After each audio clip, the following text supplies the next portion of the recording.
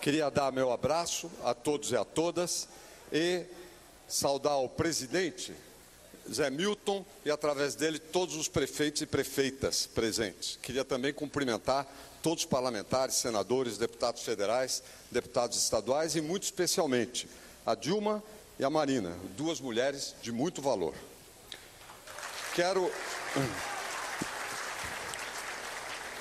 Olha, eu tentei 3 vezes ser prefeito de São Paulo, perdi 2 e ganhei a 3ª, porque eu achava que, para mim, a vida pública só podia ser completa, só podia ir para diante, se fosse prefeito alguma vez, porque prefeito é o que está cara a cara com a população no dia a dia, cara a cara com as necessidades fundamentais.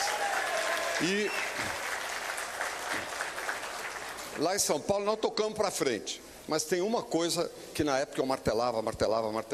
É uma cidade imensa, evidentemente não tem os mesmos problemas de outros municípios menos populosos. Mas tinha um problema tributário sim. De cada R$7, Marina, de dinheiro arrecadado dos contribuintes em São Paulo, fica 1 na cidade.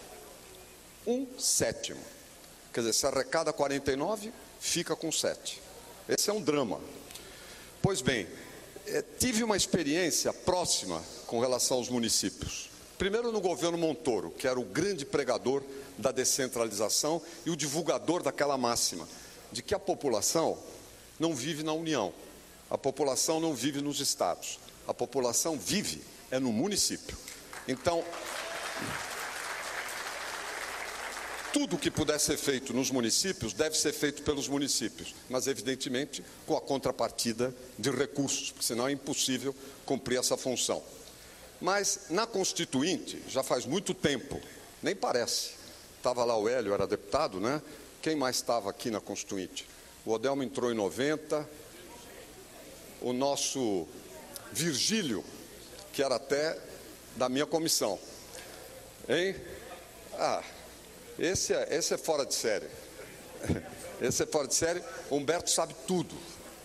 Bem, então, nós fizemos uma redistribuição muito forte para os municípios. O FPM, naquela época, era mais ou menos 17%. Nós elevamos na Constituinte para 22,5%. Mais ainda, o ICM, nós batizamos de ICMS. Eu fiz no meu relatório, porque eu era o relator, mas eu introduzi também uma ampliação da base do ICMS. O ICMS não incidia sobre telecomunicações, energia elétrica e sobre combustíveis. Nós fizemos incidir. E aí, não só isso aumentou a receita dos municípios, porque tem 25%, mas na época tinham 20%. Nós aumentamos de 20% para 25% a participação dos municípios no ICMS. Portanto, fomos atrás desse princípio que o município deve estar mais forte. Mas o que aconteceu desde então? As receitas dos municípios não acompanharam, inclusive, a receita da União. Por quê? Porque a Constituição criou, já existiam antes, não era do capítulo tributário, as contribuições sociais, que não são, constitucionalmente não podem ser repartidas. E os municípios foram ficando vítimas de uma tesoura.